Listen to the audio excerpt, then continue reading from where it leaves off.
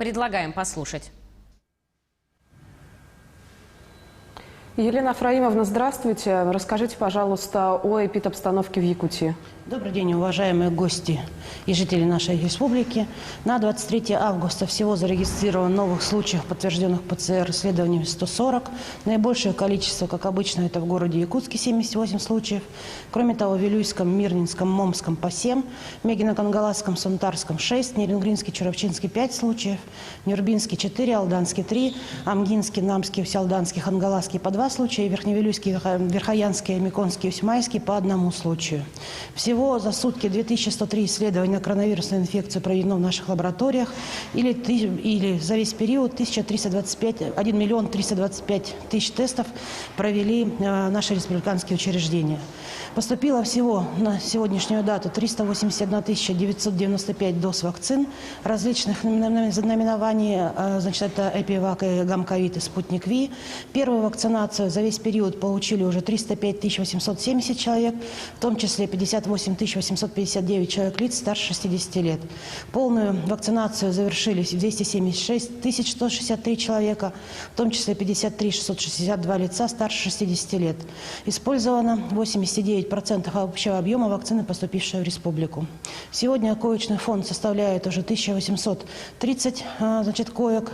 Кроме того, на сегодняшний день мы планируем расширение коечной сети на территории города Якутска, и она составит практически 1000 коек.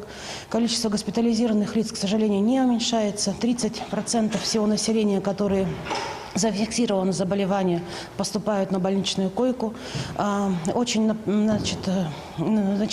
очень беспокоит, что большее количество с каждым днем у нас поступает детского населения. Сегодня мы курируем уже почти 1000 детей, которые находятся в наших стационарах либо на амбулаторном лечении.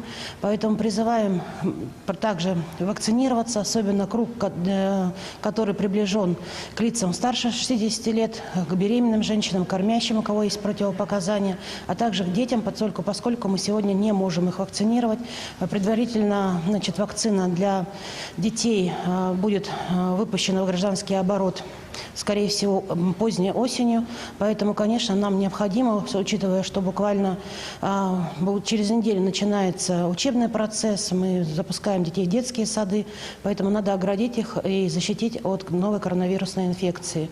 Также хотела бы обратить ваше внимание, что у нас приближается ситуация по гриппу. В нашу республику ожидается поставка вакцин от гриппа, и мы планируем с начала учебного года, как и в прошлом году, провести акцию противогриппозной кампании именно в образовательных и дошкольных школьных учреждениях для детей. Хотелось бы отметить, что увеличивается количество лиц, прибывающих из отпусков, либо по территории нашей республики, либо за пределами нашей республики. Поэтому призываем все-таки проводить меры самоограничительных мероприятий и 2 недели просидеть дома для того, чтобы защитить свою семью, ближайшее окружение, ну и коллектив, где вы работаете, от возможного заражения. Всем здоровья! Благодарим вас за предоставленную информацию. Это был брифинг оперативного штаба по эпидобстановке.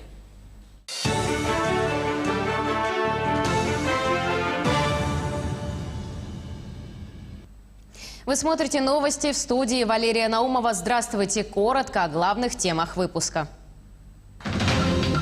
Военную технику доставят в республику для тушения лесных пожаров из Амурской области, которая будет